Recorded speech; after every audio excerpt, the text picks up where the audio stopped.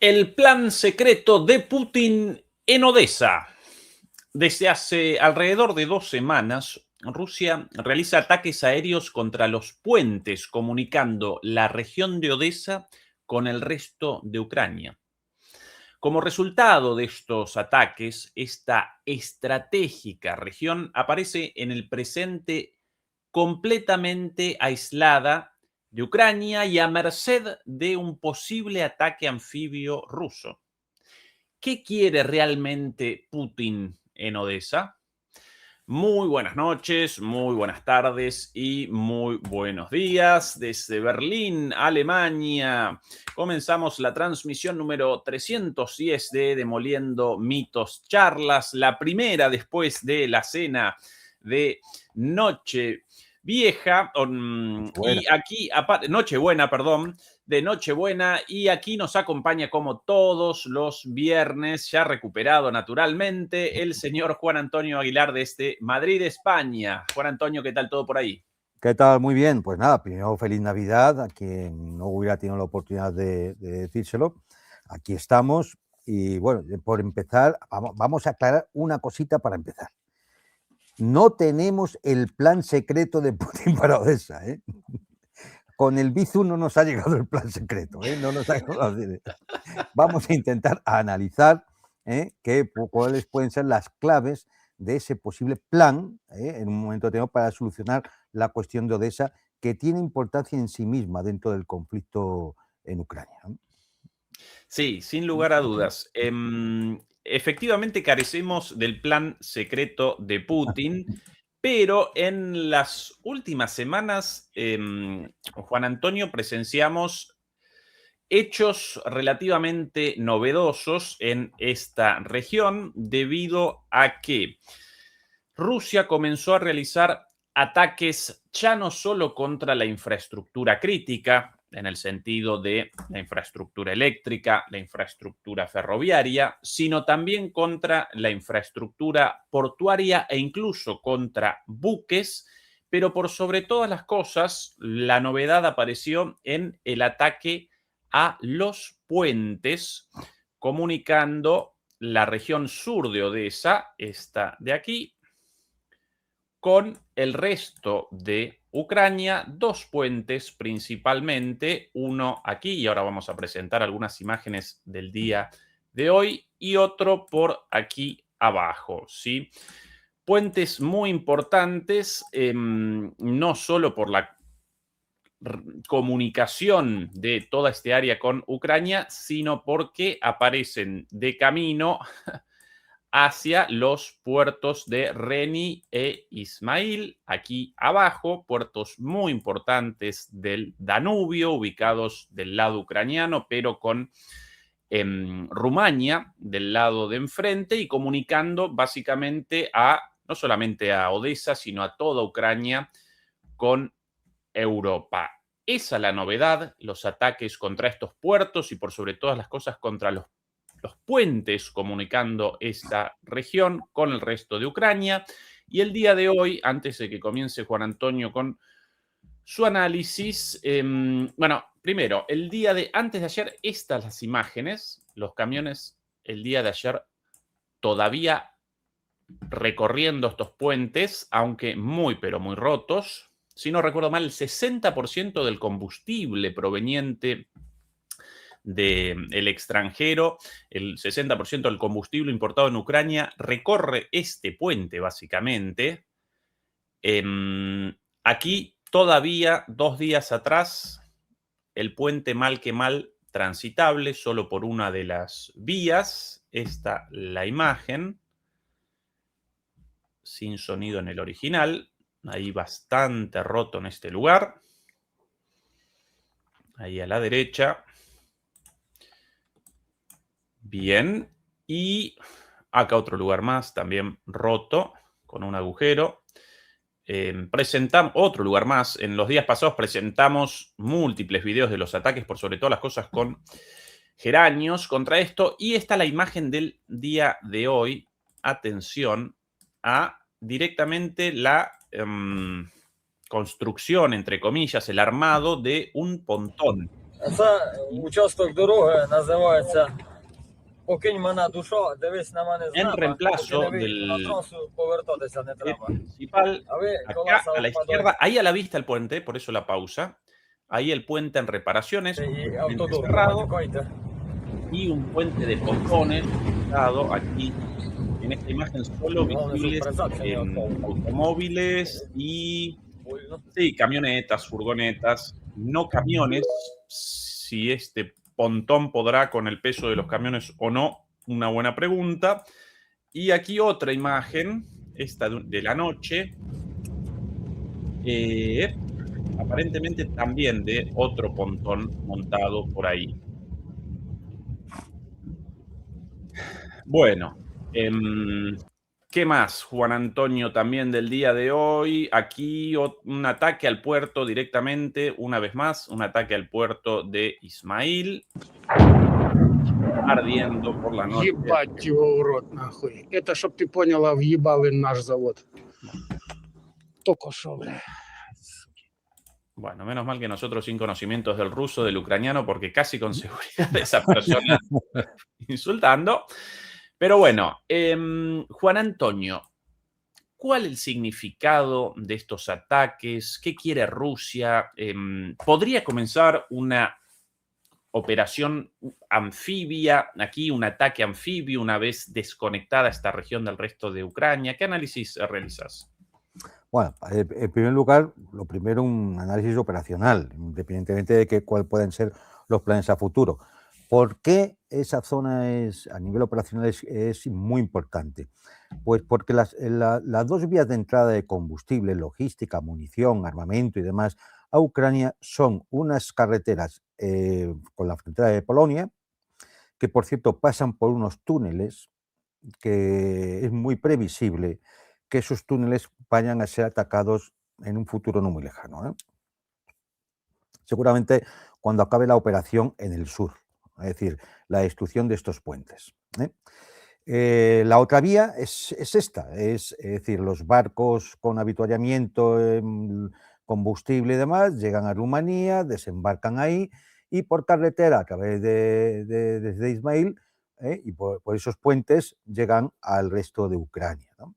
Con lo cual, si tú destruyes esos puentes, aparte del propio puerto de Ismail, como el propio puerto de Odessa, de manera que dificultes mucho el desembarco de toda clase de bueno, pues sistemas de armas, munición, logística, intendencia, combustible y demás que se necesita para el mantenimiento de la guerra, pues lógicamente vas a dificultar mucho las operaciones. Como hemos dicho muchas veces, la guerra es administración de recursos.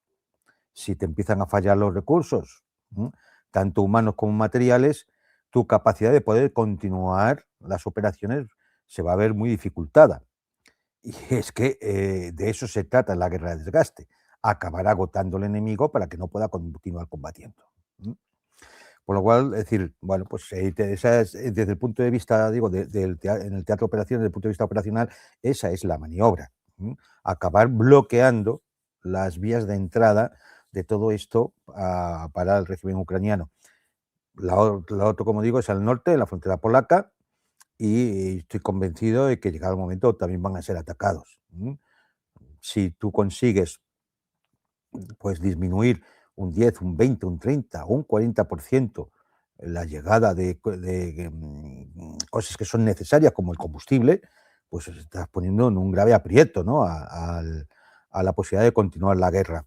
Decir, por ejemplo, que los puentes estos de pontones que realizan las unidades de ingenieros, depende cómo sea el puente y el tipo de puente, pues sí pueden aguantar un determinado número de toneladas, ¿no? Por ejemplo, pueden aguantar un carro de combate, pero es solo uno. Es decir, tienen que pasar de uno en uno, ¿eh? No puedes meter ahí una hilera de carros de combate o de camiones de 40 toneladas de combustible porque el puente se te va abajo. Pero además el puente es mucho más frágil. Es decir, no es como un puente de hormigón y de vigas de acero, como son los otros puentes. Claro, estos puentes efectivamente siempre con una bomba FAB los has reventado, ¿no? Es decir, entonces son una cosa siempre muy, muy, muy temporal. Son puentes que evidentemente ha suministrado la OTAN. cada puente, cada uno de estos puentes, o sea, no hay tantas unidades, es decir, de pontoneros y de puentes de este tipo como para andar desperdiciándolas. Vamos a ver lo que aguanta la OTAN suministrando ese tipo de puentes. Si a lo mejor llega un momento en que ya no van a tener sus propios ríos. Vamos a ver. Pero bueno, todo esto está en el entorno de lo que es Odesa, y quizá conviene hablar un poco de la importancia de Odesa, de los factores del contexto geopolítico y los factores que intervienen ahí, su importancia estratégica, y finalmente ver cuáles son los posibles escenarios.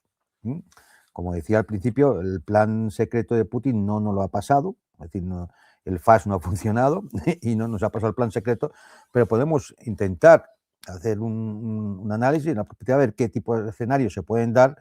Y bueno, pues en función de las señales que se puedan ir viendo a futuro, podemos ir determinando más o menos con lo que nos podemos encontrar.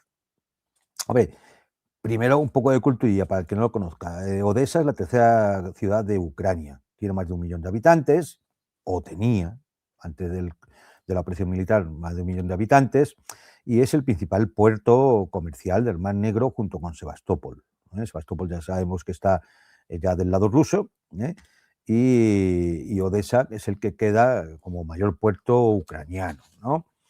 Los primeros asentamientos allí fueron griegos, fueron griegos atenienses, además, los que se instalaron por allí. Pero bueno, luego con las invasiones mongolas, perteneció posteriormente al Gran Ducado de Lituania, a Polonia, al Imperio Otomano, hasta que en 1789 el Imperio Ruso acaba conquistando el asentamiento con tropas cosacas y rusas al mando, y de aquí viene un poco por qué quería sacar esto de culturilla, al mando de un almirante español, José de Rivas, que era un espía también y estaba al servicio de Catalina II de Rusia. Bueno, pues de hecho, José de Rivas tenía una estatua en Odesa que el régimen de Kiev ha quitado, ha eliminado. Me imagino que por ser claramente un símbolo del imperialismo ruso, ¿no? Bueno, es decir, la damnatio memoria, es decir, borrar la memoria histórica es lo típico de las tiranías. Es decir, una cosa que ocurrió en 1789, pues por quitarle la estatua ahora a José de Rivas, pues es eso, es decir, lo típico de las tiranías. Borrar la memoria es lo típico de las tiranías. Lo repito porque hay mucho borrado de memoria por ahí. Y como cosa curiosa y anecdótica, hay que decir que el almirante José de Rivas, la Armada Española no ha dicho ni mu. Todos esos almirantillos de calderilla, de sable oxidado, tanto como su cabeza, no han dicho ni mu.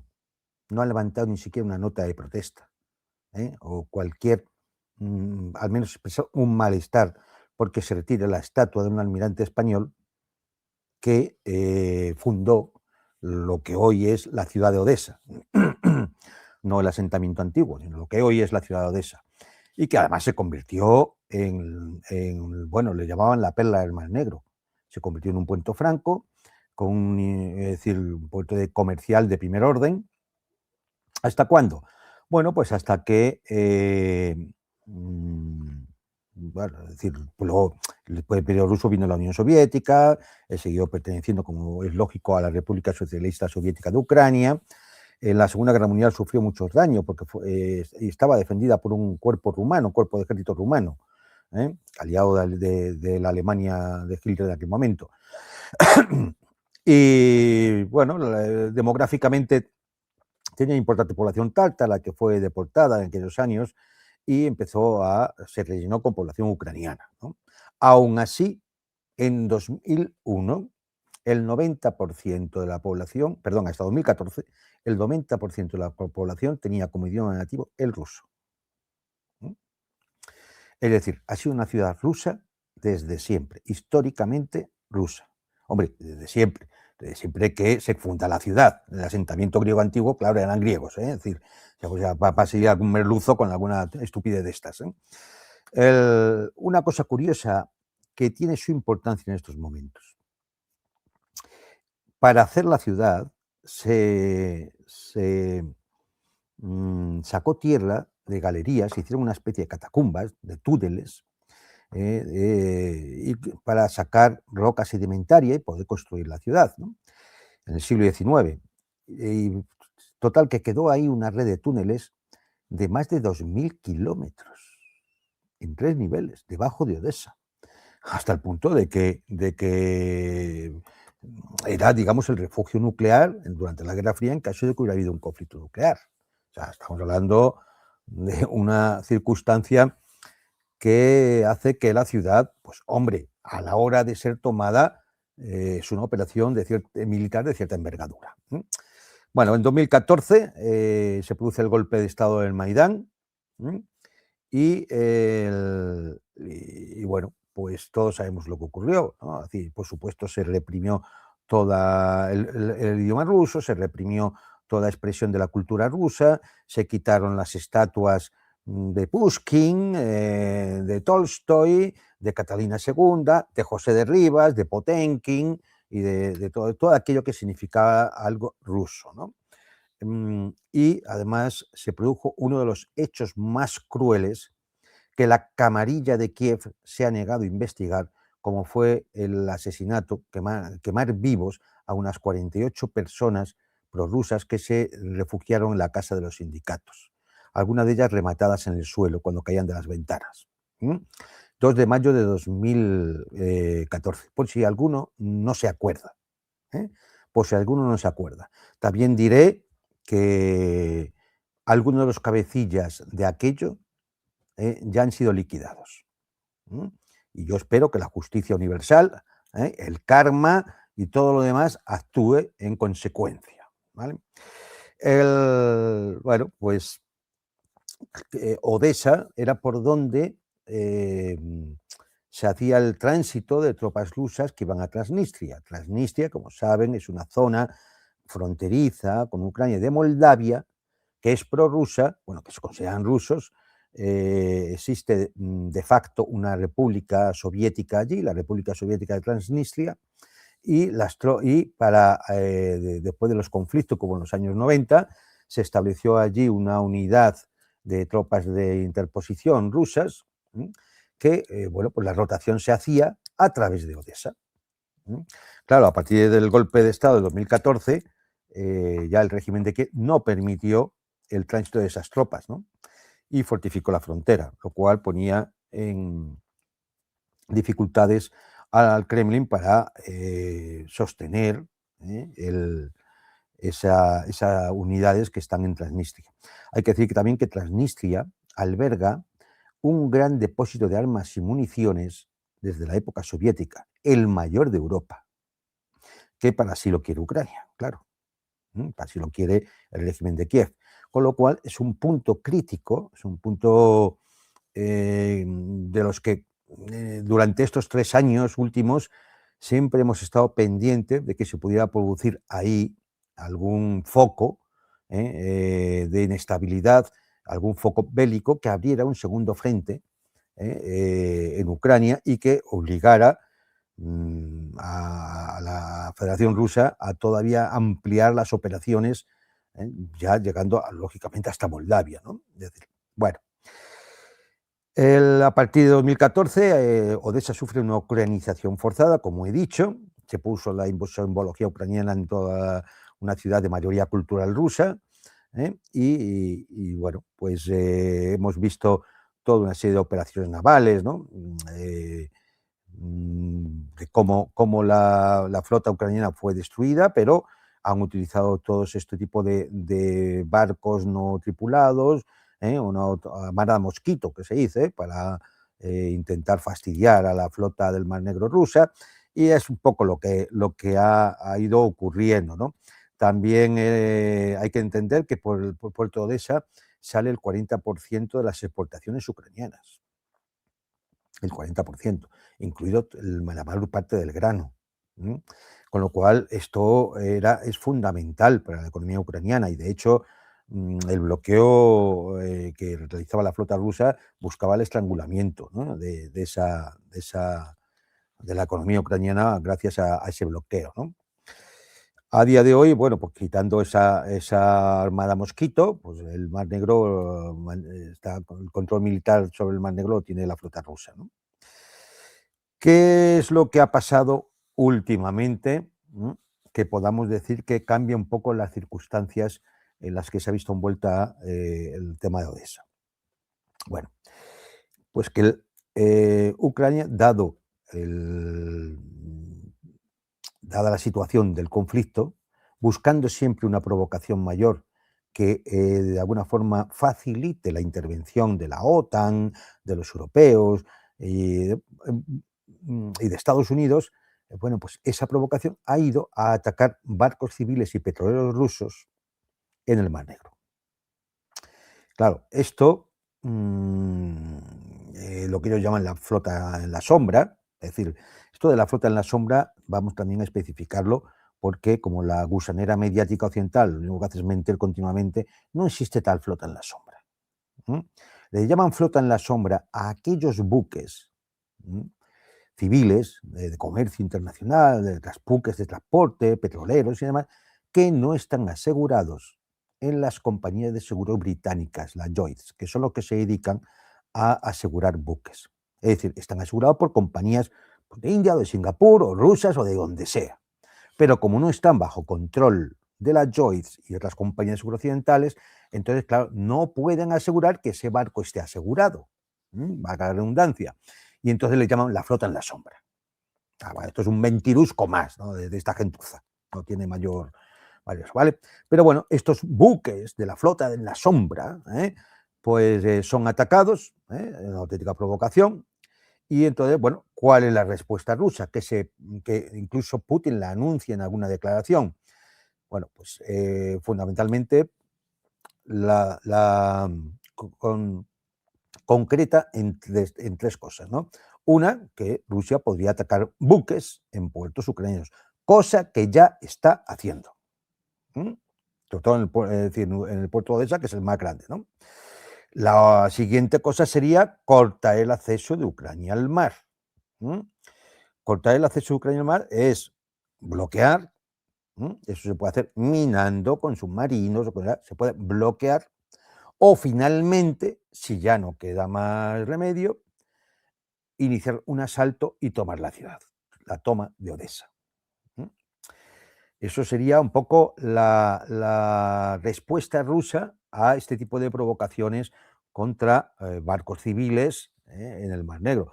Cosa que hay que decir que va contra el derecho del mar, que va contra el derecho internacional y contra la guerra y demás. Es decir, es que nadie piense que esto es legítimo, que aquí parece que aquí se están aceptando cosas que en cualquier otra circunstancia serían claramente motivo de acusación de crímenes de guerra. Pero como lo hace el régimen de Kiev, el ladrón del pulgón verde y su camarilla de Bruselas, pues parece que todo está permitido. Pero esta es la realidad. Bien, vamos a decir, la toma de Odessa prácticamente se vería como una conclusión lógica de carácter estratégico a este tipo de acciones, ¿no? Con lo cual, efectivamente, se puede plantear esa pregunta, bueno, esa pregunta no, ese plan que decía Ezequiel, ¿no? Es decir, existe un plan de Rusia para un momento determinado tomar Odessa. Bien, cualquiera que conozca el funcionamiento de un Estado Mayor puede tener por seguro que ahora mismo habrá varios planes para tomar Odessa. Otra cosa es que se vayan a llevar a efecto, pero que los planes existen y están estudiados, pueden darlo por seguro, pero por segurísimo. Ahora, ¿sería lo más aconsejable en estos momentos? No lo sé, porque va en función de las negociaciones políticas y eso determina mucho de lo que se puede hacer. Desde el punto de vista militar, a ver, no es fácil asaltar una ciudad que dio más de 1 millón de habitantes, fortificada desde 2022, aunque, bueno, digamos que lógicamente recibe muchos ataques y últimamente, por ejemplo, la defensa antiaérea parece que no tiene mucha capacidad o no tiene muy buen resultado, ¿no? Pero aún así no deja de ser una ciudad grande, fortificada, con toda esa red de túneles que hemos comentado, que puede hacer dificultoso, ¿no? Es decir, pero es factible.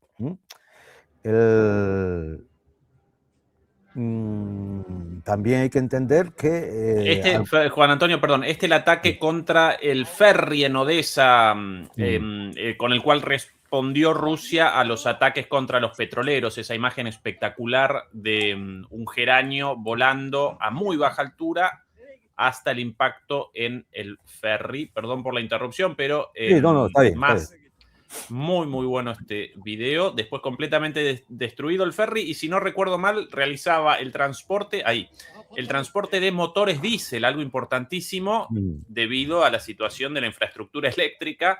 Ahora atacados también los barcos llevando motores diésel en reemplazo de la generación eléctrica. Sí, la destrucción del puerto va a acabar siendo sistemática, hasta que no quede una grúa ni nada, van a anular el puerto, que es lo primero que comentó Putin, sería atacar buques en el propio puerto hasta anular el puerto, hasta que ningún buque diga yo no voy allí porque lo más probable es que me caiga un misil. Con lo cual, de alguna forma, estás estableciendo un bloqueo, ¿no? Pero bueno, es decir, como decía, la defensa de esa, bueno, los franceses dijeron que iban a mandar allí 20.000, 30.000 tropas para defender Odessa. El Parlamento francés lo rechazó, con lo cual nada de eso hay. Hay algunos mercenarios y personal de la Fuerza Aérea como asesores, pero no hay más. En el fondo, no hay nada que pudiera detener un avance ruso sobre Odessa, salvo las propias tropas ucranianas de reserva que las tendrían que quitar de otros sitios del frente para ir a defender la ciudad. No hay más, esta es la realidad. Con lo cual, bueno, como importancia estratégica, lo hemos comentado un poco, mucha. Primero, privaría a Ucrania de su puerto principal, cortaría una de las rutas críticas por las cuales les llegan los suministros, tanto por vía carretera hacia Odessa y del resto de Ucrania, como en el mismo puerto. Importancia geopolítica, fijaros. Odessa ya es la ciudad y la región, el Oblast de Odessa, es el control de la salida al Mar Negro de Ucrania. Si eso cae, Ucrania se queda sin salida al mar. Y también se quedaría sin la desembocadura del río Dnieper.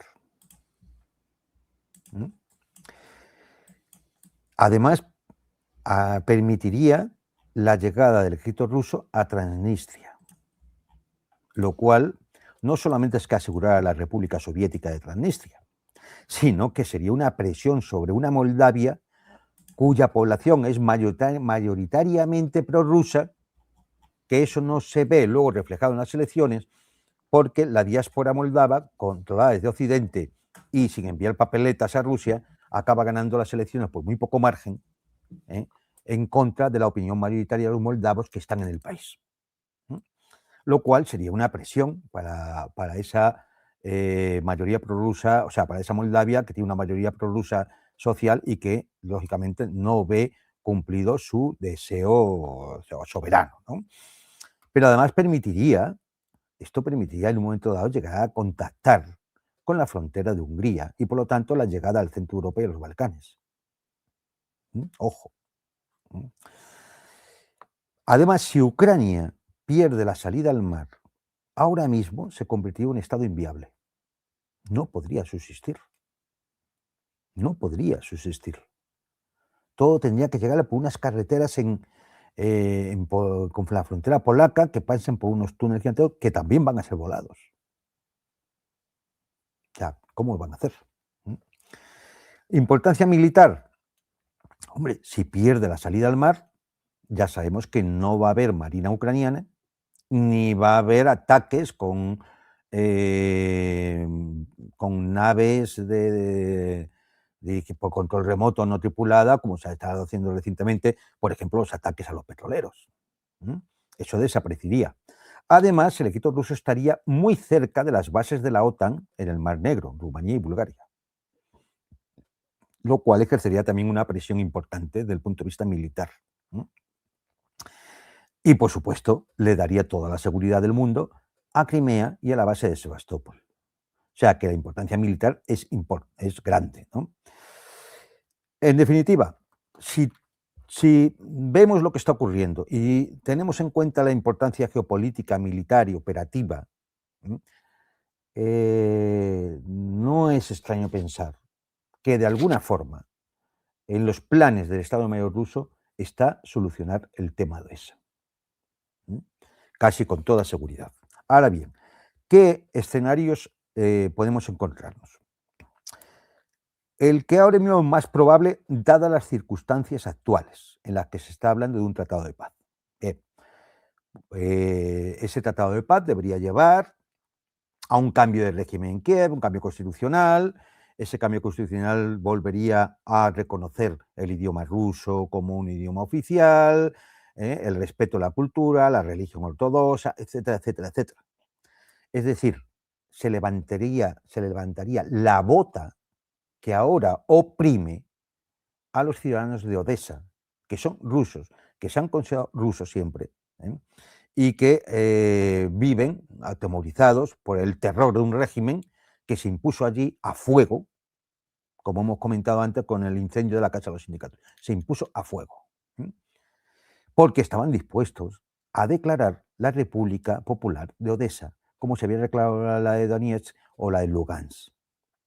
Pero todo eso fue reprimido a sangre y fuego. Con lo cual, ¿qué podría pasar una vez que se estableciera ese tratado de paz? Ese cambio de régimen, cambio constitucional, etcétera, etcétera, que Rusia, más bien Rusia, desde allí se acaba promoviendo un referéndum en el Oblast de Odessa y de Nikolaev, que es la región que está justamente al lado, que son regiones históricamente rusas, como así lo ha declarado el Kremlin. Luego está entre sus objetivos. Bien, esto podría ocurrir y sería la forma más aceptable. ¿Por qué? Porque evitaría el daño de combates, batallas, bombardeos y demás sobre la ciudad y sobre las propias infraestructuras que son caras. Por ejemplo, la destrucción de los puentes. Esos puentes algún día habrá que reconstruirlos. Y no estamos hablando, es decir, quien conozca, bueno, cómo son esos ríos, no estamos hablando de unos puentecitos de nada. Es decir, son puentes que tienen mucho tráfico, tienen que ser muy resistentes y, bueno, es decir, es una ingeniería cara. Con lo cual, bueno, esto sería un poco quizás el plan que ahora mismo el Kremlin pueda tener en mente. Es decir, bien, una vez que todo esto se lo dio demás, ya veremos qué pasa en las regiones de Sumy, de Kharkov, de Dnipro, de Mykolaiv y de Odessa. Otra opción, hombre, la otra opción, lógicamente, es el asalto militar. El asalto militar hay dos opciones. La más factible, muy bien, pues una vez que la capacidad de resistencia del frente ucraniano se vaya debilitando cada vez más, saltar el río Dnieper hacia Gerson, de Gerson a Nikolaev, y hacer un giro hacia Odessa y tomas Odessa desde tierra. Eso sería quizás la más factible. ¿Por qué? Por una razón muy sencilla, porque si la tomas desde tierra y dominando militarmente el Mar Negro, la tienes sitiada. Es decir, a partir de ahí ya, y no solamente eso, sino que simplemente, no solamente la tienes sitiada, sino que estás a muy poquitos kilómetros ya de la frontera de Transnistria. Y además dejas cortado toda la parte sur del Oblast de Odessa, que es donde llega el puerto de Ismail, del Danubio, y etcétera, etcétera, etcétera. Frontera con Rumanía. O sea, eso se cumplía. También podría hacerse, efectivamente, en función del deterioro de la capacidad de combate del kit ucraniano, se puede hacer por mar un asalto por fuerzas anfibias y transportadas. A lo mejor no con la intención de tomar toda la ciudad y todo lo Oblast, pero sí el puerto. Y si a Odessa le quitas el puerto, hombre, pues la ciudad es muy bonita, pero ya está. Operativamente se acabó. Se acabó. Es decir, ¿qué iban a hacer? Gastar reservas y reservas y reservas intentando recuperar el puerto, cuando desde el puerto ellos, es decir, la logística rusa va a poder ir ampliando la cabeza de puente e ir efectivamente tomando cada vez más parte de la ciudad y de los alrededores. Eso si no, se acaba desembarcando también en otras zonas de de ese Oblast. Hombre, pues es factible, es factible. Lógicamente, estas operaciones son mucho más costosas que la que hemos dicho del primer escenario del Tratado de Paz.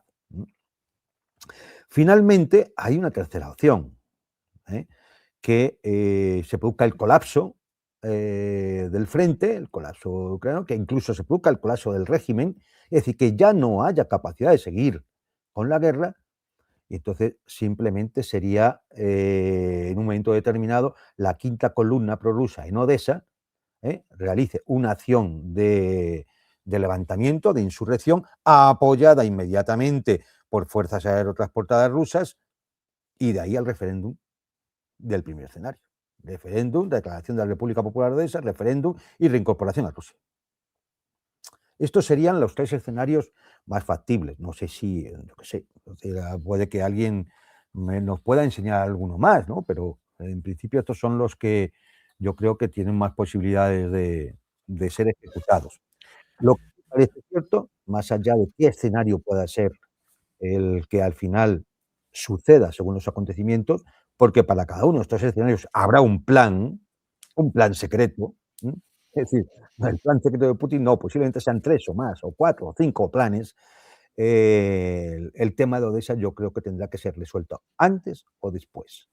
Posiblemente, si hay cuestiones de carácter más importantes con el Tratado de Paz, pues el tema de Odessa se retrase hasta que sea factible llevar adelante alguno de esos planes. Excelente tu análisis, Juan Antonio. Preguntas de índole militar. Si apareciésemos en una guerra como las guerras anteriores a la guerra en Ucrania y por ende una guerra sin la introducción masiva de drones, muy probablemente Rusia ya habría comenzado una ofensiva contra Odessa debido a la importancia estratégica también descrita en tu análisis. De hecho, si yo Putin, entre la elección de Kharkov u Odessa de cara al futuro, para mí, geoestratégicamente, mucho más importante Odessa que Kharkov. Sí, mucho más. Bien. Claro, comenzó la guerra en Ucrania y comenzó la guerra de los drones, lo cual genera enormes dificultades para las operaciones masivas, no solamente por la capacidad de ataque de los drones, sino por sobre todas las cosas por la capacidad de monitorización a partir de los drones. Con muy poquito dinero pueden determinar las Fuerzas Armadas rusas, pero también las ucranianas, la situación en por lo menos los 10 kilómetros detrás del frente en tiempo real, ¿sí? Ahora bien, Odessa, como vos muy bien presentabas, está caracterizada, por lo menos la parte sur de Odessa, está caracterizada por una geografía muy particular. Por aquí el río Danubio, de alguna manera generando una frontera natural en el sur.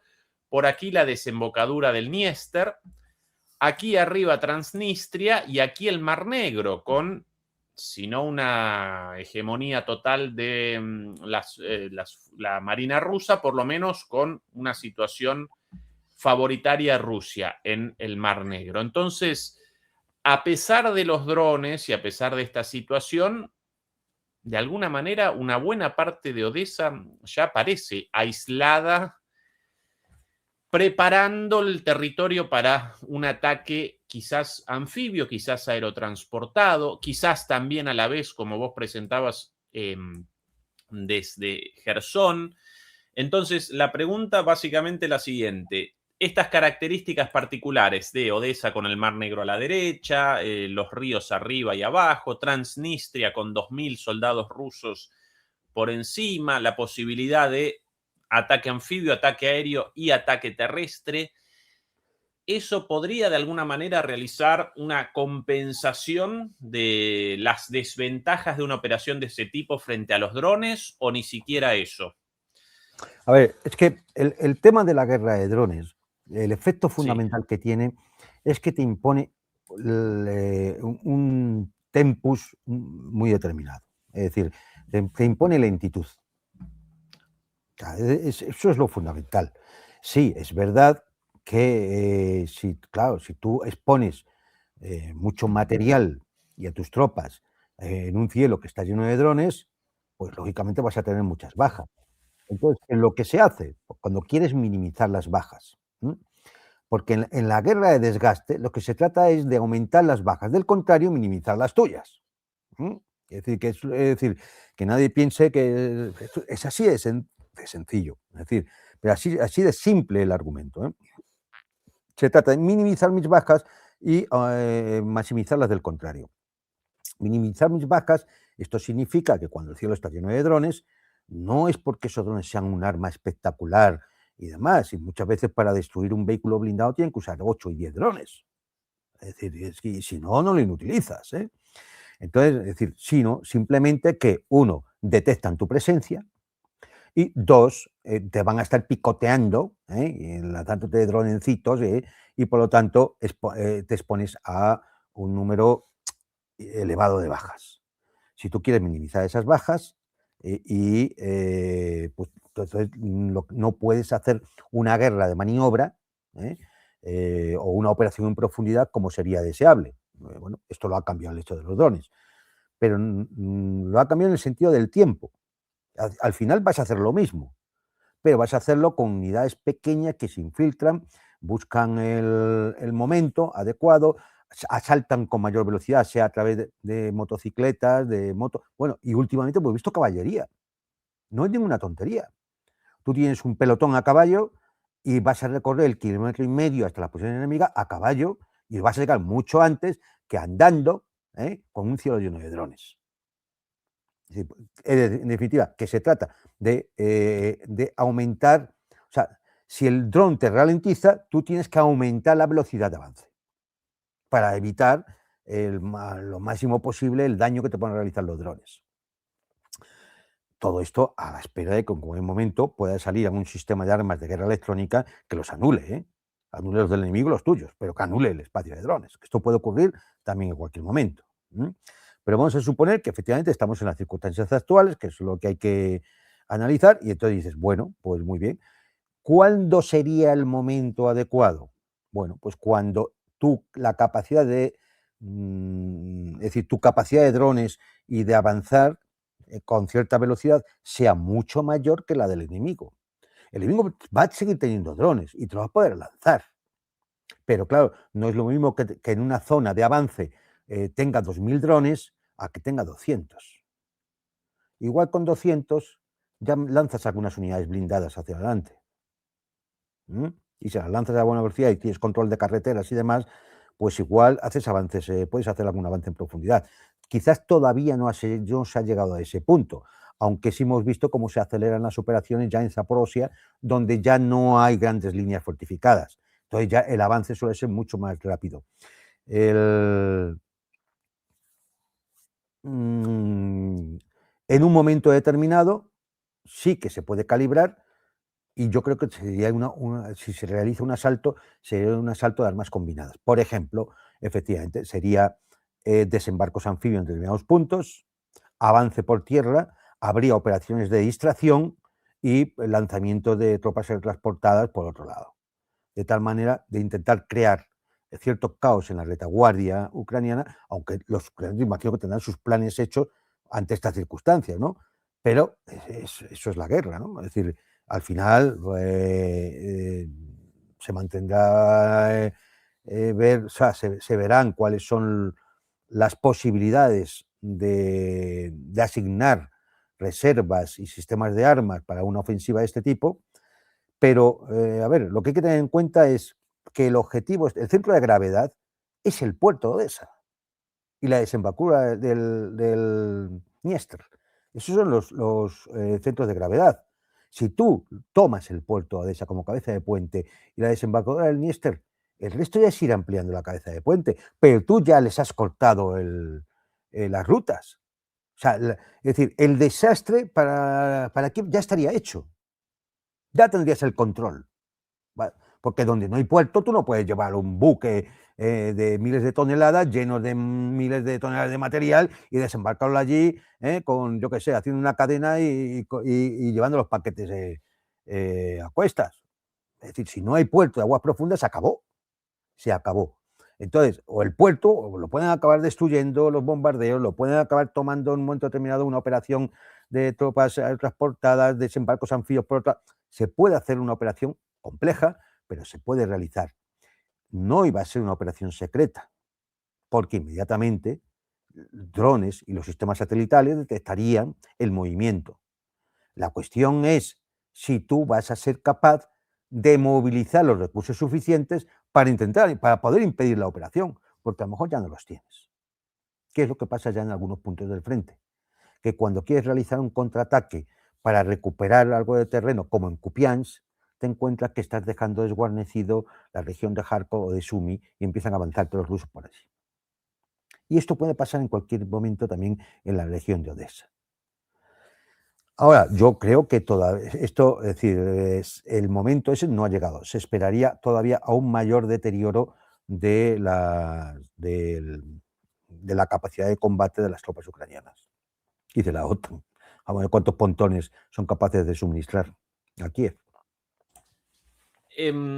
Y otra pregunta más, Juan Antonio, también de índole militar. Evidentemente, si Rusia pudiese, realizaría operaciones terrestres desde Transnistria. No puede por la cantidad de efectivos, aparentemente entre 1.500 y 2.000, según la última información disponible de forma pública. Puede que haya más, ¿eh? Quizás más. Aparentemente habrían comenzado tanto la producción de drones como el reclutamiento en esa región, aparentemente no para el combate directo, pero sí para tareas de apoyo militar. Ahora bien, según sobre esto, el miércoles pasado deliberábamos, Fernando y yo, y aparentemente la decisión de no realizar operaciones desde ahí responde al hecho de que esa cantidad de soldados, incluso un poco más, ni siquiera podría, por lo menos hasta la actualidad, responder efectivamente a una avanzada ucraniana, y esa región presenta un enorme arsenal con una cantidad sideral de municiones, aunque incluso desconocida públicamente. Nadie lo puede determinar muy bien, pero de seguro muy grande. Entonces, por lo menos ese análisis realizaba Fernando el miércoles pasado. Rusia no comienza una ofensiva desde ahí porque ahí presentaría más por perder que por ganar, ¿sí? No, es que yo creo, Ezequiel, que las tropas que Sí. están en Transnistria, que puede que se lleguen a 4.000, ¿eh? Porque Bien. se detectó la llegada de mucho turista ruso a la zona, ¿eh? Es decir, puede que lleguen a 4.000, pero tienen una función principal, que es la defensa de ese arsenal. La defensa de ese arsenal es fundamental. Ese arsenal es fundamental. Y imagino que incluso estará el plan en un momento determinado de que pudiera caer en manos mías de volarlo. ¿Cuán posible esto? Esa precisamente una de las preguntas discutidas con Fernando el miércoles pasado. ¿Cuán posible esto de la introducción de soldados rusos en Transnistria de manera secreta? Por el aire, evidentemente no pueden, por el control del aire de Moldavia y por la posibilidad de una intercepción en el caso de tropas aerotransportadas. Bueno, demasiado complejo eso, pero subrepticiamente, ¿no puede Rusia despachar gente ahí de otra manera? Eso ha llegado, ha sido por goteo, ¿eh? De momento ha sido por goteo, ¿eh?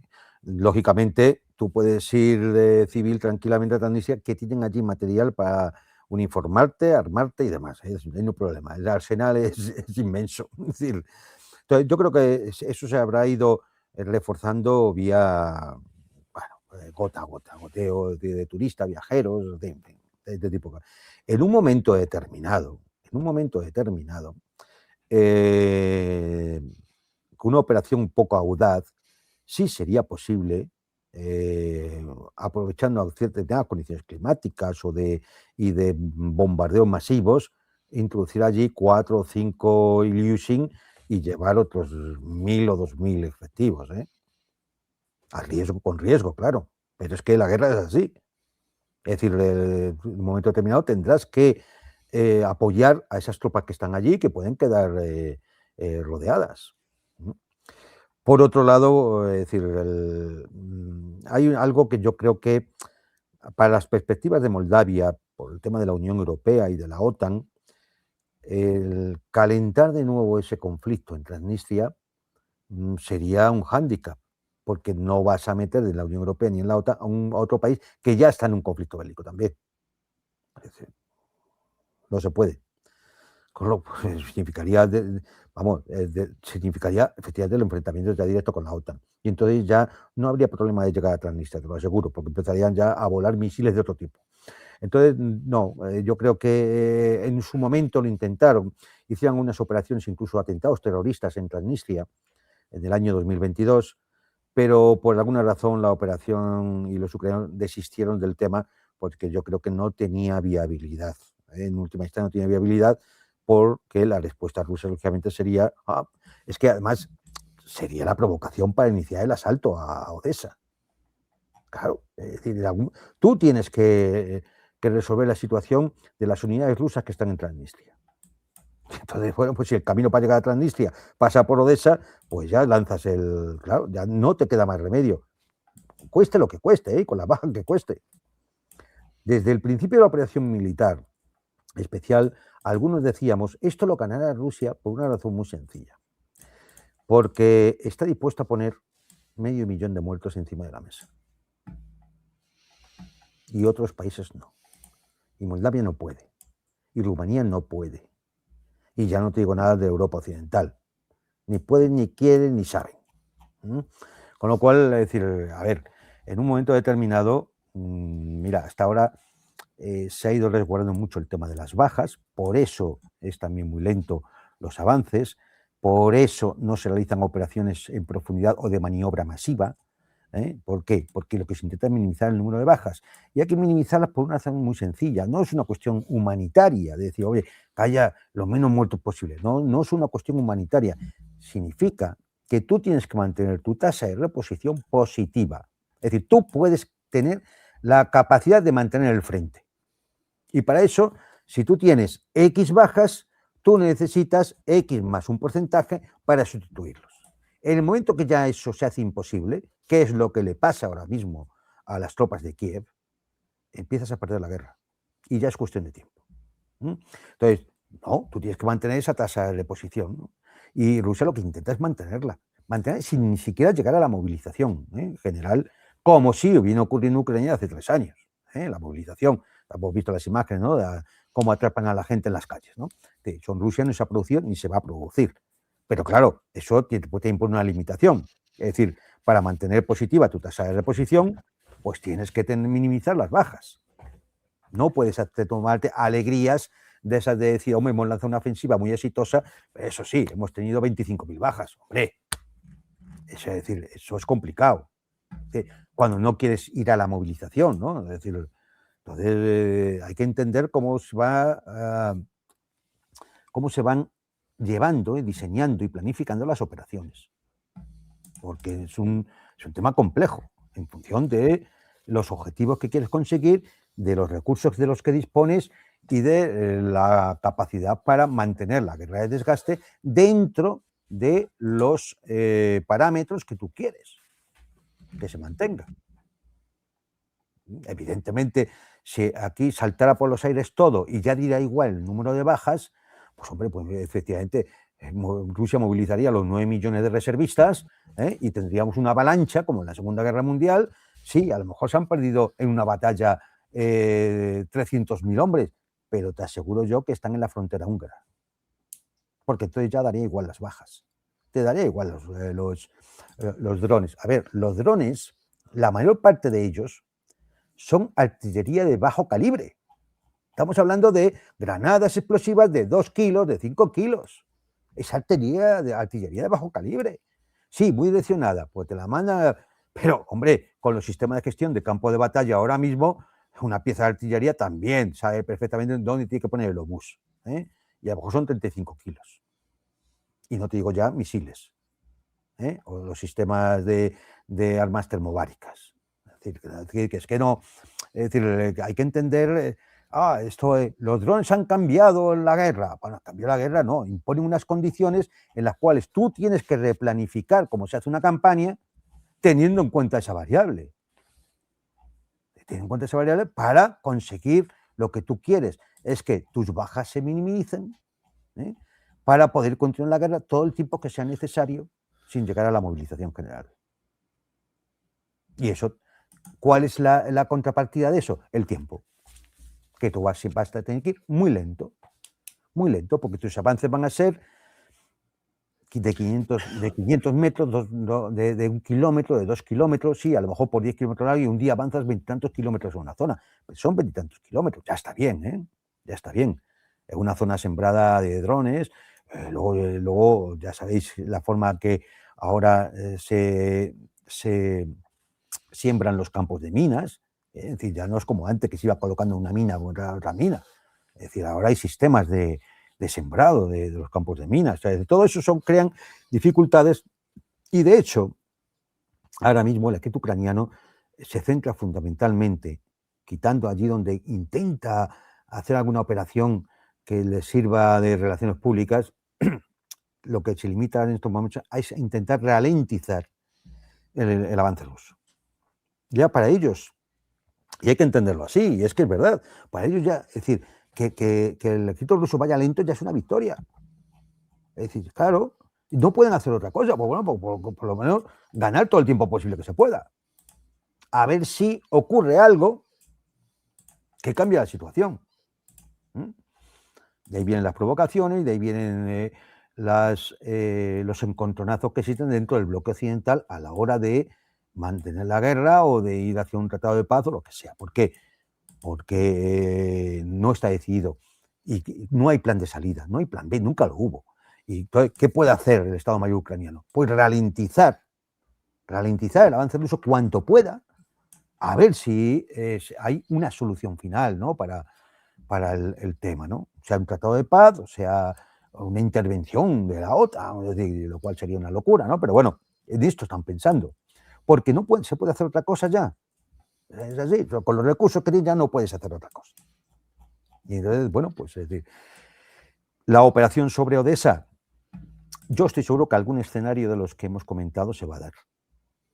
No podemos saber cuál de momento.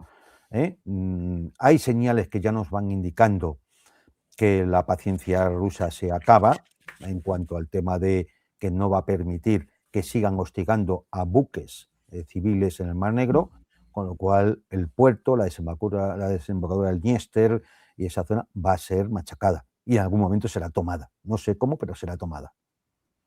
Y, lógicamente, si esto no es decir, si antes no hay un tratado de paz y se llega a esta situación, Ucrania va a quedar como un estado prácticamente inviable, porque ya me diréis, si lo único que tenía en esa zona ya era agricultura y el grano salía por los puertos, y se corta la desembocadura del Dniester, la desembocadura del Dnipro, y la desembocadura de las playas del Mar Negro, pues solo quedan las carreteras que van hacia Polonia. Y los polacos no están muy de acuerdo con que el grano ucraniano entre a la Unión Europea por Polonia, por otro tipo de problemas políticos, económicos en este sentido, sobre la cuestión agrícola. Sobre la cuestión política en Ucrania, algunas novedades, Juan Antonio, y querría tu visión en general.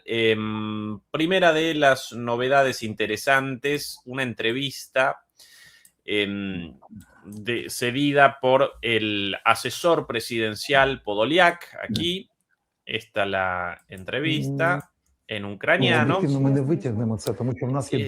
Llamativo que siempre Podolyak con ese buzo con capucha, siempre, en todas las entrevistas, vestido de esa forma, raro, pero bueno. ¿Cuál la afirmación, la declaración más importante? Básicamente la siguiente: Ucrania no tiene los recursos para la realización de elecciones. Tenemos un déficit, por ende, no podemos hacer elecciones con nuestro dinero. Si quieren elecciones, de ahí la banderita de la Unión Europea detrás, deberán pagarla los europeos. Primer elemento para el análisis, entrevista de Podolyak el día de hoy. Segundo elemento interesante, bueno, esto sí, no tanto para el análisis, pero este libro publicado hace muy poquito por Salud. Saluzny,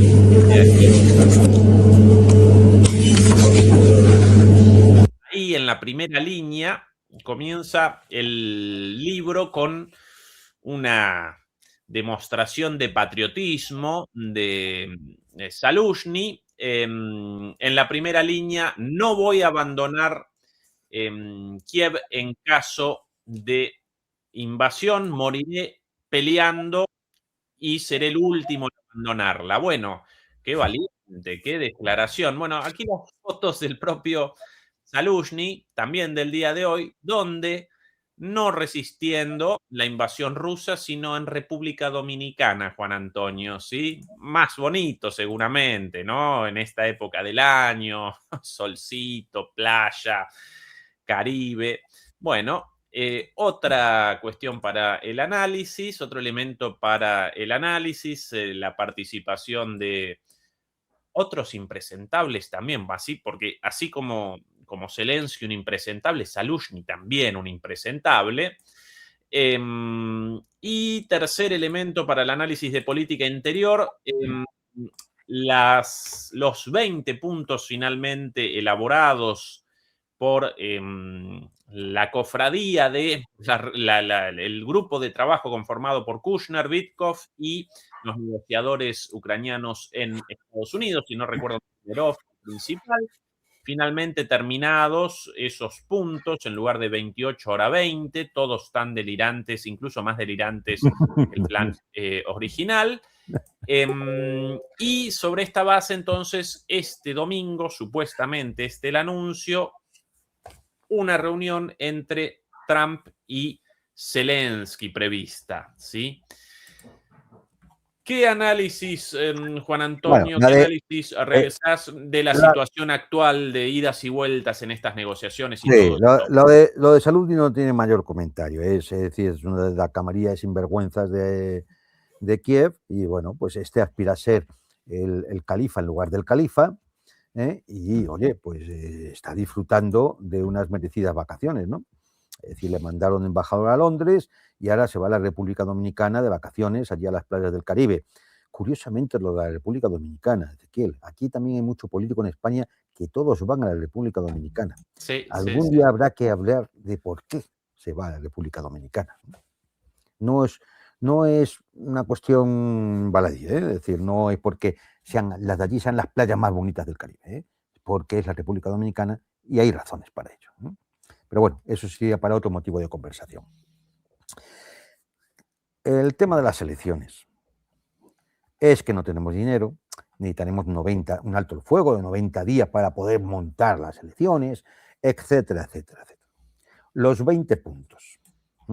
No, estos son los 20 puntos que hemos parido, es decir, la montaña parió un ratón, y entonces han decidido esos 20 puntos que son los que le va a presentar, les presentó a Witkoff y a Real Karner, a la patronal de la inmobiliaria de Nueva York, y que ahora lo va a presentar a Trump.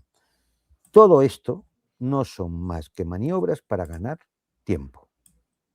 No tiene otro sentido. Vamos a ver, seamos serios. Si Estados Unidos, que es la parte beligerante más importante, porque si no fuera por Estados Unidos, esta guerra se había acabado hace mucho tiempo, ¿vale? Luego, entonces, la parte beligerante más importante y con quien realmente Rusia tiene que negociar es con Estados Unidos. Todos los demás son enanos, ratones, son ratones, que se les da un escobazo y ya está, es decir, punto, no pintan nada. O sea, ahí vemos a Macron haciendo el ridículo otra vez con que hay que hablar con Putin. Esta vez no le van a poner una mesa de 15 metros, le van a poner una mesita en un lado de la Plaza Roja y Putin al otro lado. Es decir, son ridículos, no pintan nada. Y el régimen de Zelensky tampoco, porque depende en todo de la ayuda occidental, en todo. ¿Cómo va a decidir él? ¿Cómo va a decidir Zelensky? Ni su camarilla. ¿Cómo van a decir? ¿Cómo? ¿Quién le van a imponer las condiciones a quién? ¿A Witkoff y a Trump? ¿Y al resto? ¿Se las van a imponer? ¿Cómo? A ver, que me digan cómo. Entonces, dejemos de lucubrar, es decir, porque es que hay que escuchar cada analista experto por ahí, que a mí se me caen los pelos del sombrajo. Es decir, debemos lucubrar. Todo esto solo tiene un sentido, ganar tiempo. Si la parte beligerante fundamental, que es Estados Unidos, ya llega a un acuerdo de documento de principio, no de que ya esté aprobado, no, ni mucho menos. Hay flecos y habrá muchas aristas que haya que discutir, pero al menos de documento base para poder hablar, que tiene 28 puntos, que está dividido en otros 4 documentos y que ya ha sido acordado por Dmitriev, por Witkoff, por Kastner, por el otro del Pentágono que fue, ahí se lo presentó a Zelensky. Es decir, si ya está hablado, ¿cómo va a venir ahora mismo un tipo que no pinta nada? Porque se lo han dicho otros tipos que pintan menos todavía que él, como es la Úrsula, la Callas y toda esta gentecilla. ¿Cómo van a ir a decir, no, Donald, los 28 puntos no, los 20 que yo traigo? Vamos a ver. Primero es que no es serio, es que si ya se ha hablado de que partimos de un documento base de 28 puntos, que son estos, no me puedes cambiar la negociación y traerme ahora otros 20, porque eso simplemente lo que estás diciendo es que no quieres negociar. Simplemente, lo que estás diciendo es que estás mareando la perdiz, como se dice en España, para no hacer nada, para no avanzar. ¿Vale? Eso es lo que estás haciendo. Ganar tiempo. ¿Y por qué ganar tiempo? Porque entre las élites europeas, incluido ahí el Reino Unido, y las neocons norteamericanas, existe la esperanza de llegar a las elecciones de medio término en Estados Unidos. Y que ahí, en esas elecciones, Donald Trump pierda el Congreso, pierda el Senado, e incluso se puede iniciar entonces un impeachment para destituir a Trump. Y entonces todo vuelve a antes, como estaba con Joe Biden, la cosa. Ese es el tiempo que quieren ganar. Y por eso Trump tiene tanta prisa. Porque tiene que hacer lo que tenga que hacer antes de llegar a esas elecciones de medio término, poder venderlo como un éxito y evitar la derrota. Ese es el esquema. Y estos, bueno, pues ganan tiempo, intentan ganar tiempo. Oye, y si en las elecciones de medio término no hay nada que hacer, al menos queda la esperanza de seguir ganando tiempo, a ver si se llega a las próximas elecciones norteamericanas y, dado que Trump no se puede presentar, cambia la figura de la Casa Blanca y se abre la ventana de oportunidad.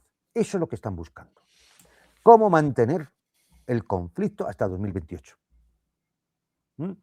De hecho, los famosos 90.000 millones de euros en préstamos que van a pagar los imbéciles europeos, todos estos que han votado a toda esta gentuza en los respectivos elecciones en los países europeos, son los que van a pagar los 90.000 millones de euros, son para sostener a Ucrania en el año 2026-2027.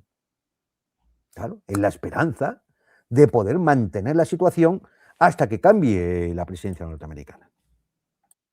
Ese es el único sentido. Porque si lo piensas bien, es decir, vamos a ver, pero si es que, es decir, tú no puedes poner condiciones. Primero, la legislación ucraniana no dice nada de que no se puedan realizar elecciones presidenciales con la ley marcial en vigor. No dice nada. El señor Zelensky hace ya muchos meses que dejó de ser un presidente legítimo.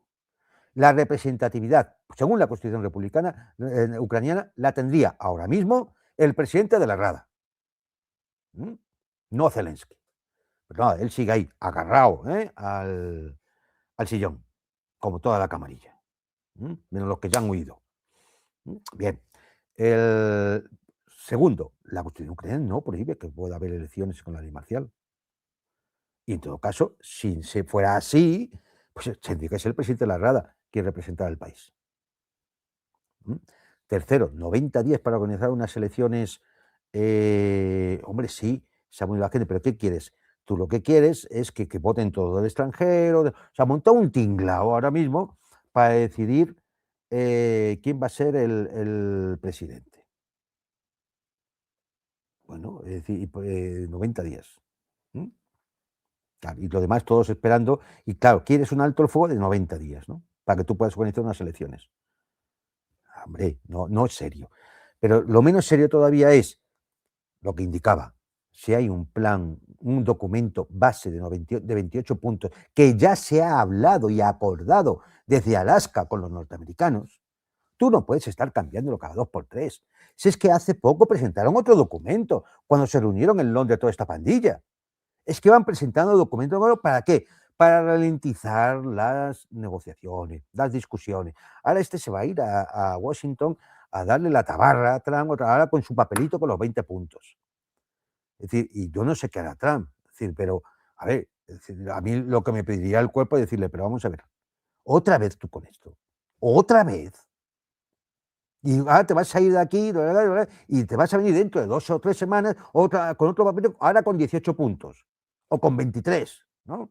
Porque te lo ha dicho Starmer, Macron, iban todos en el tren, el pañuelito, la cucharilla y demás, y ahora te vienes con 23 puntos. Es que es poco serio. Es que, ¿con qué cara se presenta Witkoff ante Putin en el Kremlin para decirle, no, Vladimir, que no, ya no son los 28, que es que nos ha traído Zelensky un papelajo con 20 puntos, ¿no? Y ahora vamos a hablar sobre estos 20 puntos. Pues lo normal es que el presidente Putin le diga, mira, Steve, vamos a tomarnos un vodka, te coges el avión y te vuelves para casa. ¿No es serio? No es serio. Y esto lo que indica es que no hay intención de negociar y de parar la guerra. Kiev ha apoyado, la Unión Europea y el Reino Unido, sosteniendo a Kiev, no tienen intención de parar la guerra. Esa es la realidad. Y tienen la complicidad de los neocons norteamericanos.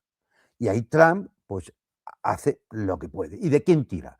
Tira de la gente que tiene de confianza. ¿Quiénes son?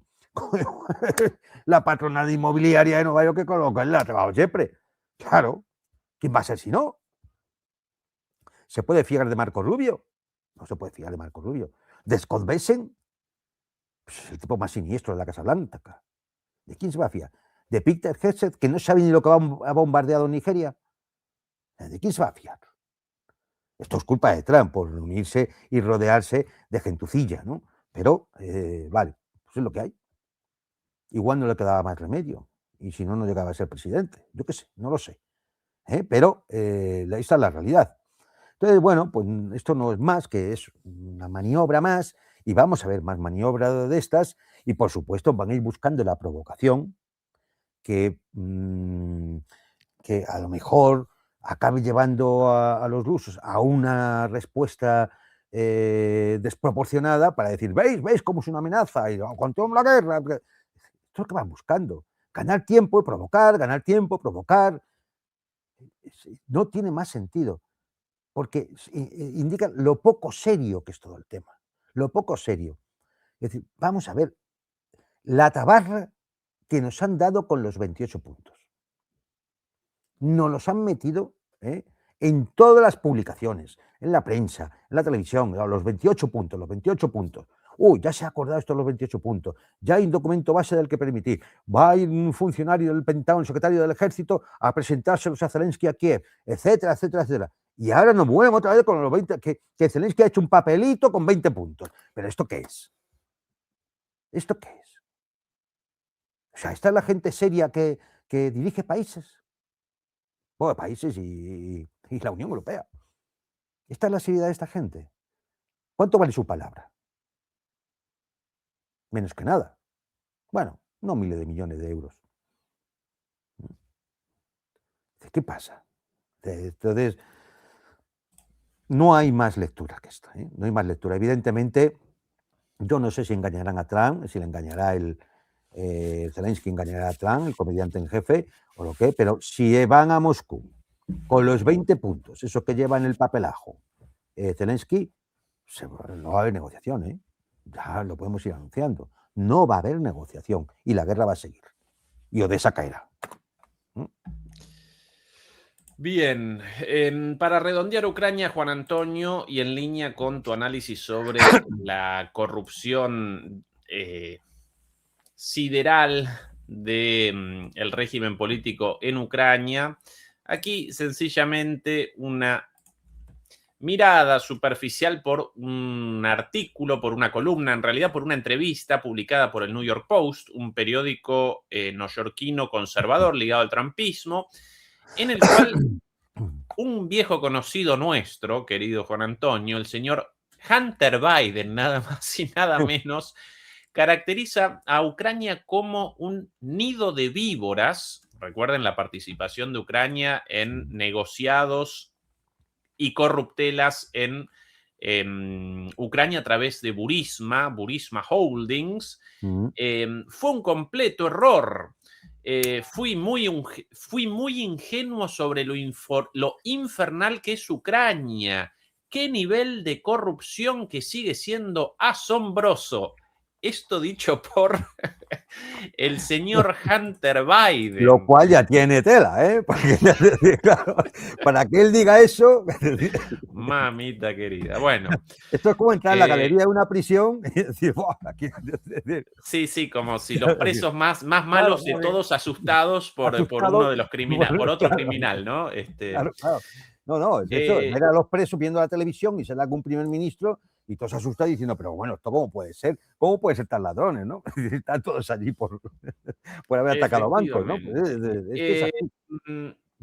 Cambiando de tema, aquí el mensaje de Nicolás Maduro por la Navidad, todo esto como cortesía de nuestro canal amigo y hermano Guerras y Geopolítica, canal de Telegram, por ende, quien quiera información en tiempo real prácticamente, en español, no lo desaproveche, todo el mundo invitado a la suscripción a ese canal, Guerras y Geopolítica, muy buen canal sobre geopolítica en español en Telegram.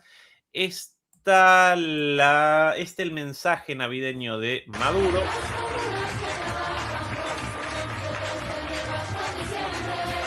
Aquí nos forjamos nosotros, entre los corredores, allí junto al pueblo, entre los tambores de Mandinga, de Ricardo y del Grupo Madera, que levantó su voz de rebeldía y sus cantos por siempre.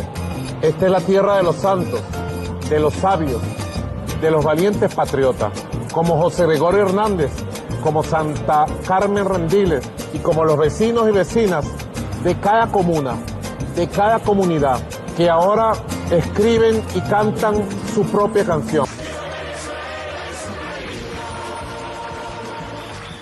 Bueno, hemos sido dotados por Dios con un alma buena y victoriosa. Por eso, escuchar esta melodía es una bendición que nos ofrece la vida. Una voz llena de verdad y de optimismo, como el niño, como la niña que nace hoy bajo la estrella de Belén y que dice que la canción de nuestro pueblo, Silita, dice, sintámonos orgullosos de vivir en este tiempo lleno de desafíos y de nuevas posibilidades. Bueno, Juan Antonio, novedades. Esto de los nenes bailando, una cosa muy, pero muy común no solamente en Venezuela, en Colombia también, en los países caribeños. Desde chiquito los nenes bailando, enseñados naturalmente, y bailando muy bien la salsa, los ritmos tropicales, una tradición muy bonita de toda esa región. Juan Antonio, novedades aquí en Venezuela. Sí, bueno, vamos a comentar alguna cosa. Lo primero es decir, el otro día hablaba con un compañero precisamente de decir, porque claro, a los fríos castellanos, pues esto nos era un poco, no sé, como chabacano, populista, ¿no? Es decir, pero lo cierto es que allí la gente se siente atraída por esta forma de proceder, ¿no? Es decir, por ejemplo, de Nicolás Maduro. Chávez también era un poco así, ¿no? Es decir, y muchos líderes... Chávez bailando bien, esa es la diferencia, y cantando muy bien. Sí, esa es la diferencia con Maduro. Es cierto, ¿no? Eso es cierto. Pero bueno, que es muy propio de la zona, ¿no? Es decir, posiblemente si yo estuviera ahí, yo me vería ridículo. Pero claro, soy un un elemento de la meseta castellana más frío que un pedrusco. Claro, no me veo en esas.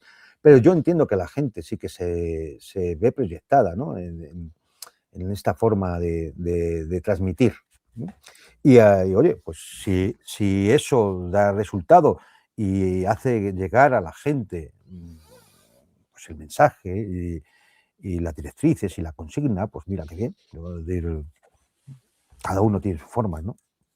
Sobre Venezuela, pues mira, hay una noticia que ha pasado muy desapercibida del 9 de diciembre, en la cual el Banco de Inglaterra ha tenido que meter en un avión las 31 toneladas de oro que había depositadas allí del Banco de Venezuela, el Banco Central de Venezuela, y las ha devuelto a Caracas.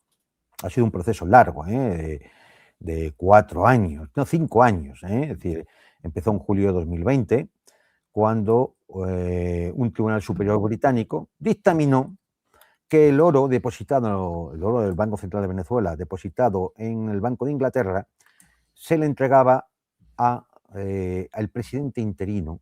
¿Os acordáis de aquel Guaidó? Y que solo los representantes de Guaidó podían acceder a ese oro. Lógicamente, rápidamente el Estado venezolano recurrió a esa sentencia, porque al fin y al cabo el oro es del Banco Central de Venezuela, no de Guaidó, ni siquiera de Maduro, es del Banco Central de Venezuela, es de los venezolanos. Esto nos recuerda a otros casos. Y bueno, pues en diciembre del 21 la Corte de Apelaciones ordenó un nuevo juicio. En julio de 2022, el Tribunal Superior en el Reino Unido determinó que Guaidó no tenía control de facto sobre el Banco Central de Venezuela y por lo tanto no podía disponer del oro. Si no, se lo hubieran gastado, lo hubieran robado, vamos. Y el 28 de noviembre de 2024, el Tribunal Supremo británico emitió el fallo definitivo. El oro pertenece legalmente al Banco Central de Venezuela y ordenó su transferencia inmediata, que se ha realizado en aviones este pasado 9 de diciembre. Bueno, esto es, oye, es muy importante. ¿Por qué? Pues porque hay que recordar que, bueno, esto es decir, crea un precedente. Hay que recordar que hay 300.000 millones de dólares que están incautados por estados occidentales. 210.000 millones solamente por Euroclear en Bélgica, de los fondos del Banco Central de Rusia. No solo, hay 7.000 millones de Afganistán, 120.000 millones de Irán. Entonces, hombre, claro, esto ha producido, por ejemplo, que el pasado año, de estos últimos años, de 2020, viendo la forma de comportarse de los gobiernos occidentales, pues Turquía retirara 220 toneladas de oro de los bancos occidentales, Polonia 100 toneladas, Hungría 94 toneladas, Serbia 20 toneladas, Kazajistán 36 toneladas, total en 3 años 470 toneladas de oro que han salido de las bóvedas occidentales hacia sus países. Es más, Italia recientemente ha solicitado la repatriación de su oro del Banco Central Europeo. Es decir, aquí ya nadie se fía ya de la banda, de la covacha de Alibaba de Bruselas y de Londres. Nadie se fía ya. Y esto, bueno, pues mira, es una victoria de Maduro con respecto a esta cuestión. Hay que decir que, hombre, tengo aquí otra cifra para entender lo que esto ha sido, ¿no? Cuando se inició la guerra económica en 2017, cuando se hizo presidente interino a Juan Guaidó, aquel que se autoproclamó allí en una plaza, en 2019, y eso significó el congelamiento y la transferencia de activos venezolanos a su figura. De hecho, han robado mucho de lo que había fuera. Y bueno, Hay un estudio para que veamos lo que significa esto de congelar los activos en el extranjero y las cuentas que tienes en bancos extranjeros y el oro depositado en los bancos para realizar pagos internacionales. Hay un estudio de la Universidad de Columbia y del London School of Economics que las sanciones a Venezuela entre 2017 y 2018 acabaron con 40.000 muertos. ¿Por qué? Porque esas sanciones impidieron la importación de medicinas, de alimentos, de equipos médicos. Y esto resultó en 40.000 muertes. 40.000 muertos más que caen en las manos manchadas de sangre de Bruselas, de Londres y de Washington. 40.000 muertos. Y bueno, otra noticia que también implica el tema de Venezuela es el cierre de un acuerdo con China por 120.000 millones en 15 años, que significan un punto de inflexión histórico.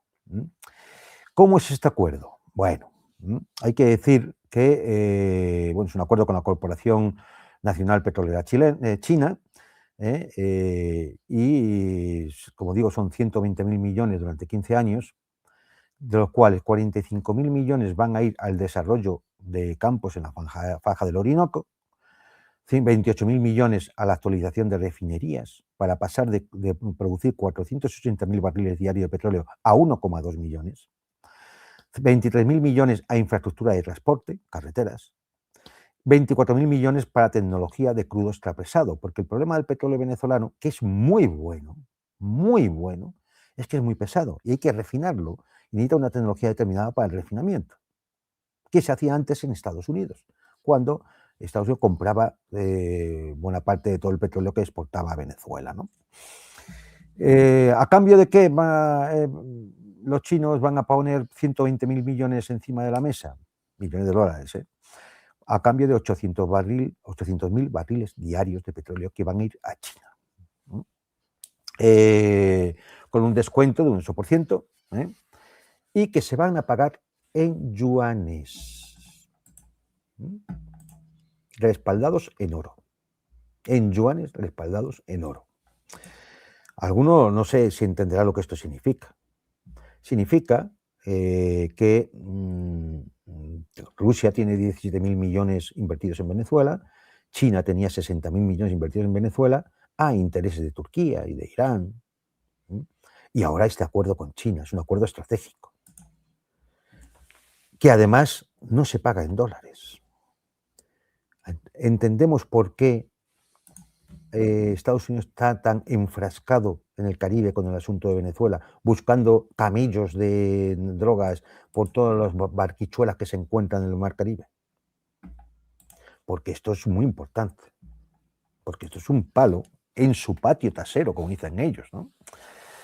Es decir, al final, ¿qué tenemos aquí? ¿Cuáles son las implicaciones de todo esto? Bueno, pues que la neutralidad política de la custodia de los fondos soberanos en otros países, en los países occidentales, no están seguros. Y por lo tanto, esto traerá consecuencias.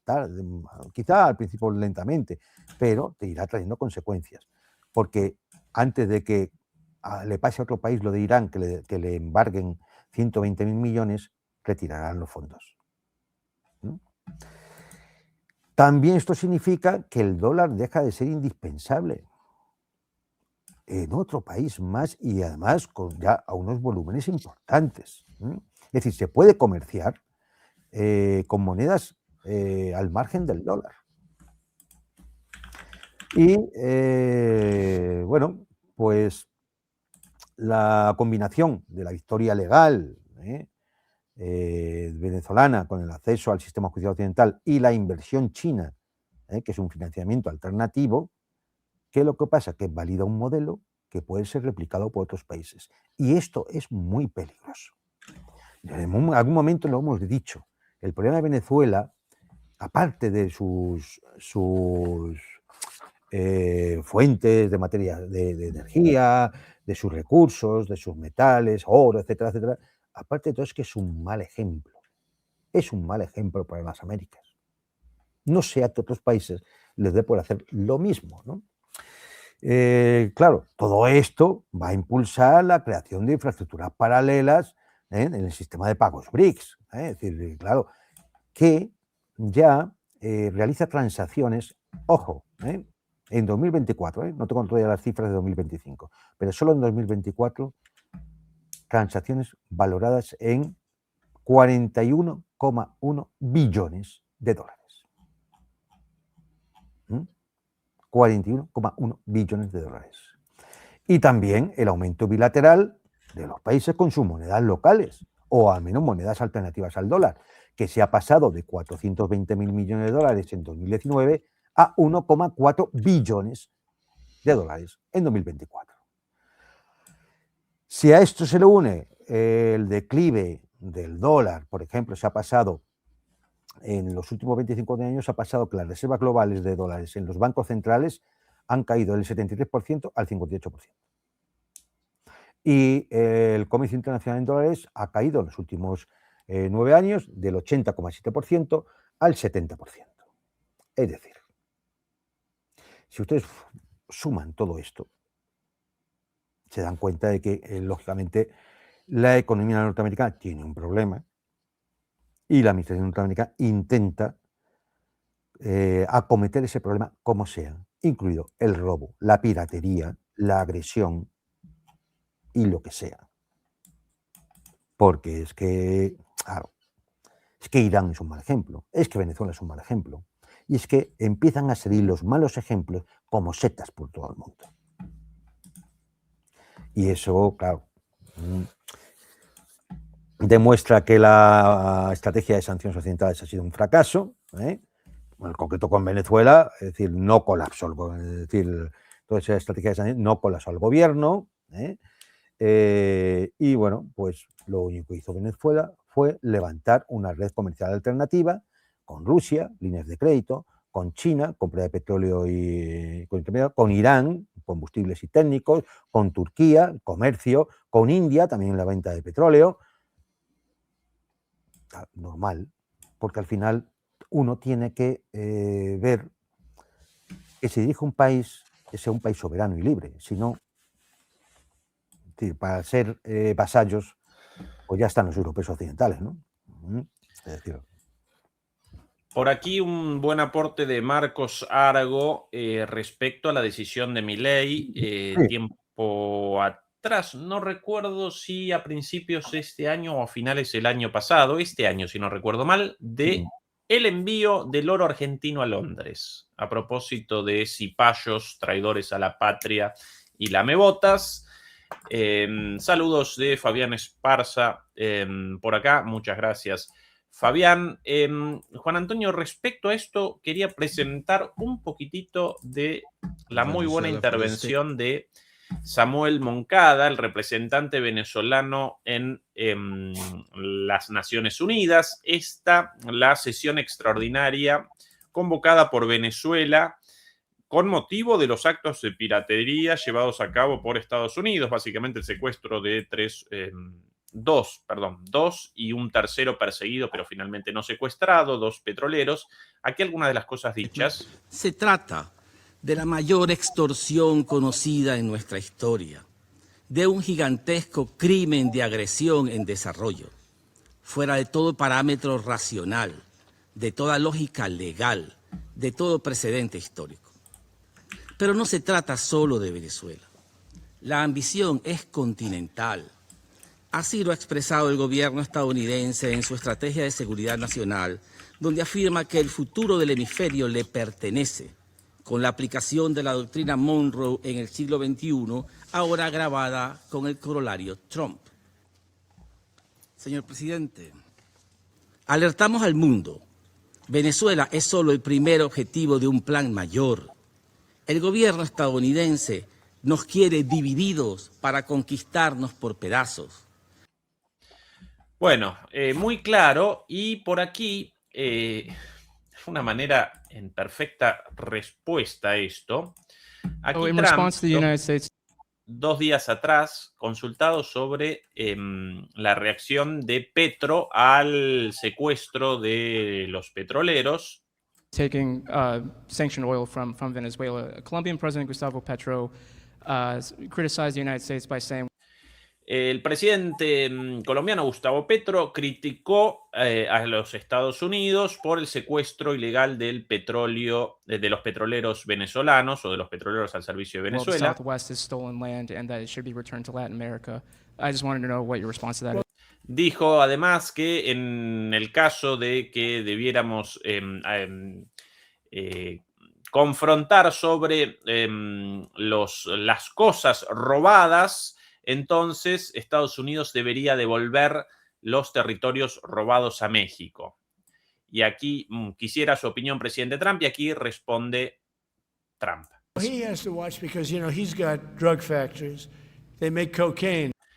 Tiene que tener cuidado porque tiene fábricas de drogas que hacen cocaína. In Colombia.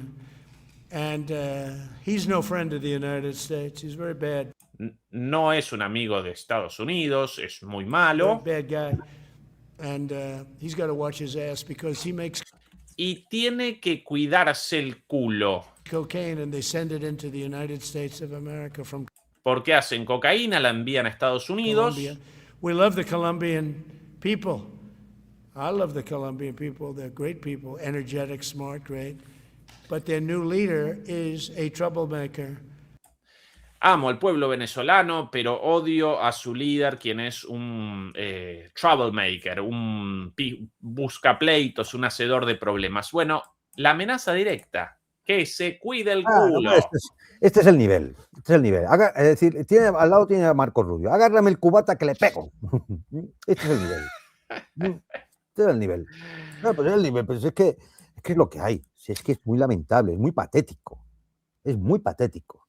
Pero es lo que hay, este es el nivel que dan los líderes occidentales. Entonces, ¿nos podemos extrañar de que vaya a salir mal la cosa? Pues, ¿cómo no vamos a extrañar? Es que estos son los personajes. Es que ustedes analicen personaje por personaje. En Washington, en Ottawa, en Londres, en Bruselas, en París o en Berlín, en Roma o en Madrid, en Varsovia, en Estocolmo, en Helsinki. Analicen los personajes. Vean ustedes qué personajes son a los que ustedes han votado. O sea, recordémoslo, porque esto es una responsabilidad nuestra, que es que están ahí porque les hemos votado. Es decir, analícenlos. De un tipo que parece un matón de bar, de discoteca barata, de suburbios, que se cuida el culo, le pego. Sí. Sí, ahora el objetivo, claro, no solo Venezuela, sino... No, el objetivo es todo el continente y eso está bien explicitado por el embajador venezolano en Naciones Unidas, sí. Que efectivamente es lo prioritario en la nueva estrategia de seguridad nacional. Yo creo que lo comentamos ya aquí en un programa, es el aspecto prioritario. Es decir, ya saben que va a ser imposible parar el proceso hacia un mundo multipolar y entonces lo que se está asegurando es el control mafioso de su zona. Mantenernos así. No, esto ya es mi zona, yo me quedo aquí, y esto lo controlo yo. Y aquí no entra nadie. Y el que está lo hecho. Pero bueno, esto es Al Capone. Y Luciano. Esto es la mafia. Entonces, bueno, pues, ¿qué va a decir? Un detalle, todas las cifras que he dado antes, la fuente es Jeffrey Sachs, que, como todo el mundo sabe, fue alto funcionario del Fondo Monetario Internacional. Es decir, Jeffrey Sachs no me las ha pasado Maduro, ni me ha venido por un WhatsApp del Kremlin. Es decir, lo digo para los tontos de turno. Es decir, la fuente es Jeffrey Sachs. Sobre el final, Juan Antonio, la sección Mientras tanto en China.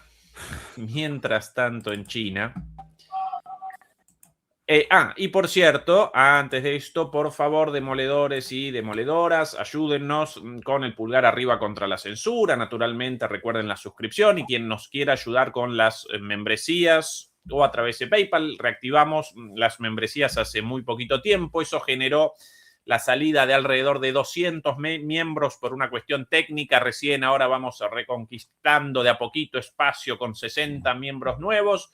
Todos los viejos miembros invitados nuevamente a acompañarnos, a ayudarnos a través de esa forma de apoyo.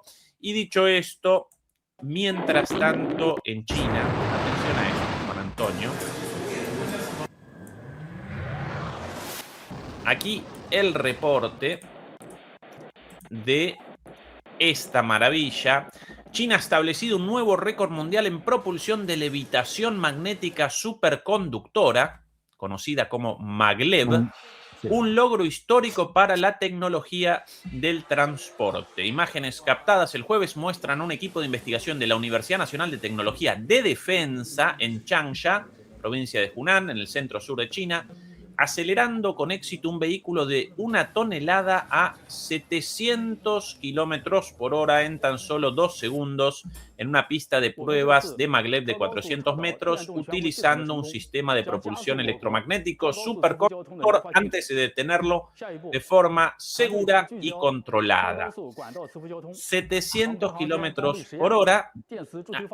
Hasta acá las imágenes de ese tren de levitación supermagnética desarrollado por la Universidad de la Defensa, pero atención ahora, quienes participaron en el experimento y quienes acompañaban esto, y qué cosa también a la vista, esos los cazas de quinta y sexta generación rusos. ¿Por qué? Porque esto no solo determinaría un avance enorme en cuanto al transporte ferroviario, sino que además ayudaría mucho a esto otro, aquí otro video, de algo ya desarrollado en el presente, pero naturalmente con potencial de mayor desarrollo. Las lanzadoras, catapultas de aviones para los portaaviones chinos. ¿Sí? Aquí la imagen de uno de los últimos portaaviones chinos. Por alguna razón desapareció el texto. Bueno, esta es la imagen del portaavión actual. Atención a ahora la... Ahí, Ahora, en lugar de la aceleración, la llegada.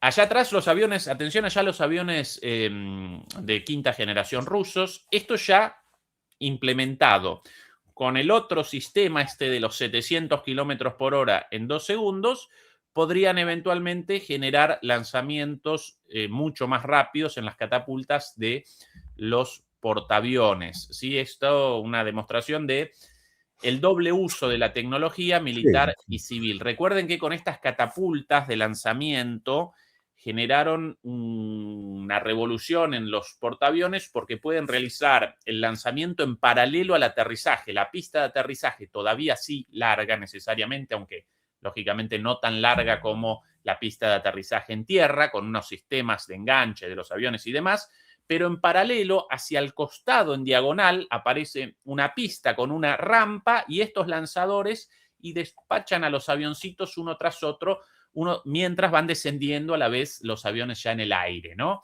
Estados Unidos temblando con esto. Mira, se llama tecnología magnetohidrodinámica. Llevan años investigando este tipo de tecnología. Generalmente había dificultades porque, claro, tú necesitas unos materiales específicos que puedan soportar las presiones y el rozamiento que van a tener los materiales. Entonces necesitas aleaciones especiales.